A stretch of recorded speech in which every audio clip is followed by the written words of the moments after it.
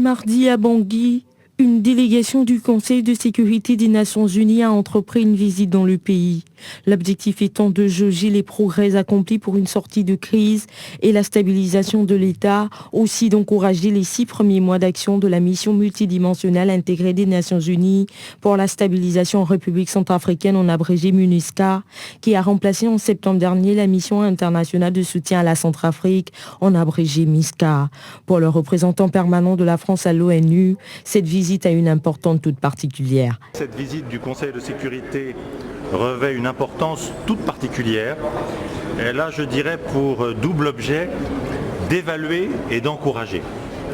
Évaluer d'abord les progrès accomplis, les importants progrès accomplis dans la sortie de crise et la stabilisation du pays. Évaluer les progrès dans le déploiement et la mise en œuvre du mandat de la MINUSCA, 6 mois après le transfert d'autorité de la MISCA, dont nous saluons l'action. Donc évaluer d'un côté, encourager de l'autre. La délégation de l'ONU présente en Centrafrique a prévu s'entretenir avec les autorités de transition, entre autres le chef de l'État Catherine Samba-Panza, le Conseil national de transition, l'autorité nationale des élections, les représentants de la société civile, les corps diplomatiques, le chef de la MINUSCA, les autres forces internationales déployées en RCA, à l'instar de l'opération française Sangaris et la mission européenne EUFOR RCA.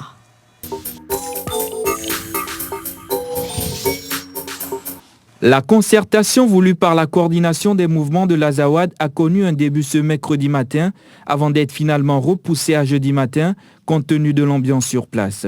Dans la petite ville devenue le fief des rebelles Touaregs, la foule est au rendez-vous.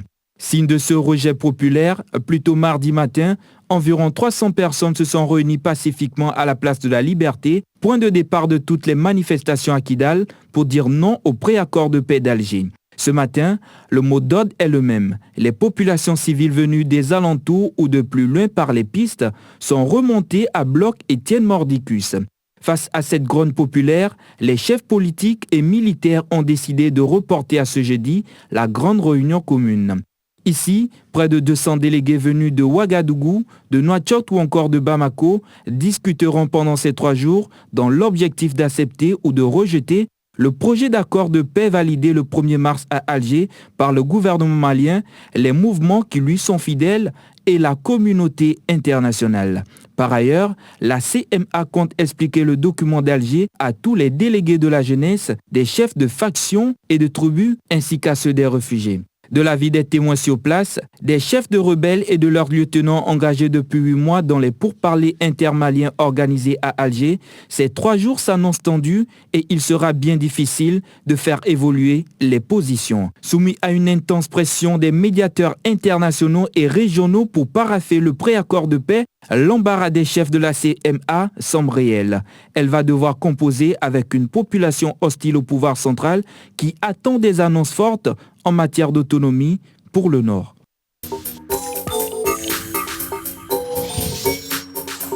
Ce mardi à Ouagadougou, un groupe d'organisations de la société civile et une trentaine de formations de l'opposition se sont prononcés contre la participation de militaires à l'élection présidentielle d'octobre 2015. Un scrutin crucial censé mettre un terme à la période de transition consécutive à la démission de Blaise Compaoré et restaurer la stabilité dans le pays. 3 militaires ont déjà déclaré leurs ambitions présidentielles. Il s'agit du général de gendarmerie Djibril Bassolé, ancien baron du régime déchu, et des colonels Yacouba Ouedraogo et Jean-Baptiste Natama. Le premier cité, ex-chef de la diplomatie de Blaise Compaoré, aurait soumis à l'armée une demande de mise en disponibilité qui lui permettrait, en cas d'acception, de se présenter à la présidentielle en tant que civil.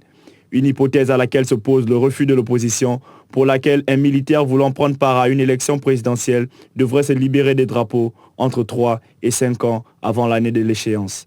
Depuis le coup d'État qui a porté au pouvoir le colonel Saïd Zerbo en 1980, le Burkina Faso n'a pas connu d'élection libre. 2 autres putschs ont suivi celui de Zerbo, Thomas Sankara et Blaise Compaoré étant également arrivés à la tête du pays par la force des armes, respectivement en 1982 et en 1987. Durant son magistère, Compaoré a organisé et remporté des élections, toujours entachées de fraude.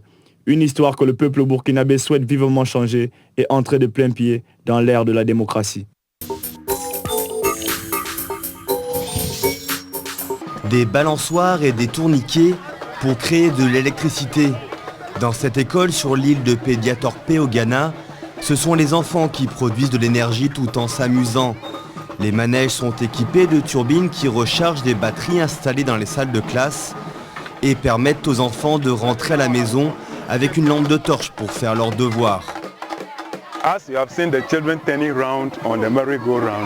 Vous voyez, pendant que les enfants s'amusent, il y a une batterie à l'intérieur qui permet la charge du système. Comme ça, les enfants, après l'école, ils peuvent rentrer à la maison avec une lampe de poche pour étudier.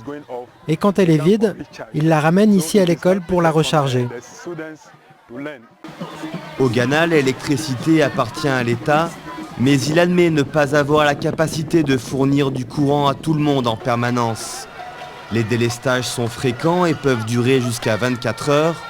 Un véritable frein à l'économie du pays qui a poussé les Ghanéens à descendre dans la rue.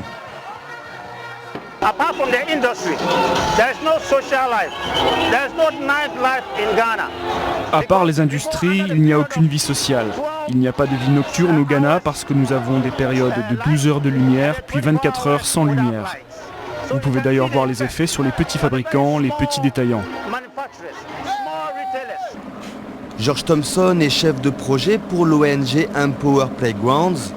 Il sillonne les régions les plus reculées du pays pour équiper les écoles de manège ou installer des maisonnettes couvertes de panneaux solaires. Sur l'île de Pédiatorpé, la principale activité reste la pêche aux moules et l'électricité publique est inexistante. L'énergie solaire permet alors d'alimenter des batteries qui rechargeront les radios, les lampes et les téléphones, tout en évitant l'utilisation de générateurs gourmands en fuel.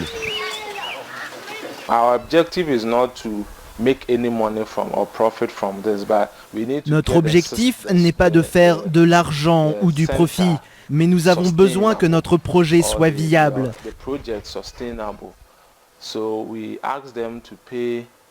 Donc nous demandons 130 € pour être raccordés au système.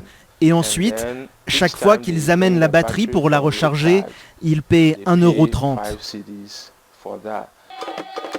42 écoles sont déjà dotées de ces manèges écologiques au Ghana, un système ingénieux synonyme d'éducation et de respect de l'environnement.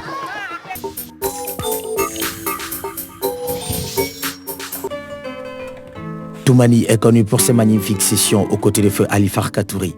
Il est également connu pour l'album New Ancient String, commis en 1997 aux côtés de Belaki Sissoko, un dieu historique réuni par la Britannique Lucy Duran, qui trouve, mine de rien, un prolongement aujourd'hui dans cette conversation à quatre mains, entamée par Toumani avec son propre fils, au nom d'un geste intemporel, celui du pays mandingue.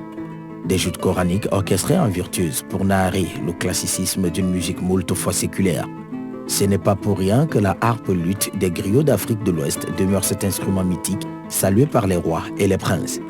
Le jeune Sidiki, rendu célèbre par son dieu hip-hop Ibawan et son afro-électropop qui remplit le stade Modibo Keïta, répond ici à son père qui n'a jamais cherché à figer la tradition dans un bocal muséographique. Il y est question de la grandeur d'un instrument et des limites du temps. À la Kora, les diabatés sont gardiens et passeurs par principe. On est griot, on ne le devient pas, le reste, on l'invente. Raison pour laquelle Toumani et Sidiki, l'album, sonne aussi juste, aussi précieux, aussi somptueux.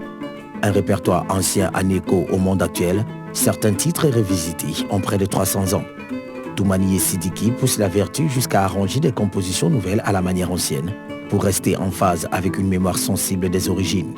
Il y a un morceau, le plus improvisé en studio Lampedusa, qui évoque la tragédie des migrants entre l'Afrique et l'Europe. Un hommage qui vire au questionnement sur les ombres coloniales et la mainmise économique du Nord sur le Sud. Au nom du Père et du Fils, les notes fusent, cristallines, pleines, sur des accords très pointus que l'on entend rarement, la kora s'étant souvent démocratisée au point de s'oublier ces dernières années.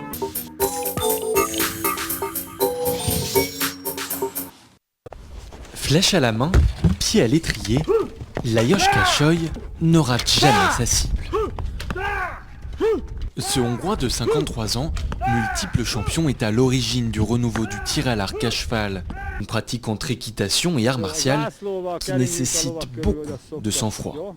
Dans l'archerie à cheval, il y a deux choses importantes, le rythme et l'équilibre. Et peut-être encore quelque chose de plus important, c'est d'être capable à la fois de se concentrer sur le cheval et sur la cible.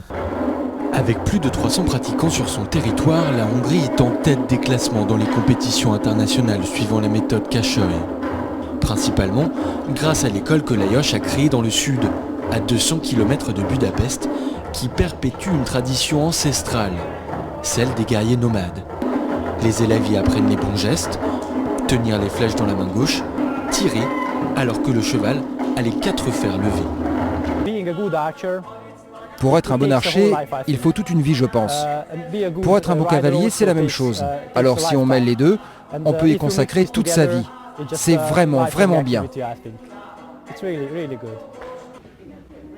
Chaque mois, l'école ouvre ses portes aux visiteurs, des enfants curieux mais aussi des citadins, qui y voient un moyen de renouer avec leurs racines. Lajos est considéré comme un héros contemporain, héritier des nomades des steppes de Hongrie. Il a étudié l'histoire et l'histoire est un élément clé dans l'équitation et dans l'archerie à cheval. Et c'est de là qu'il tire tout son savoir. Il en a fait un sport moderne, avec toujours à la base l'histoire et la tradition.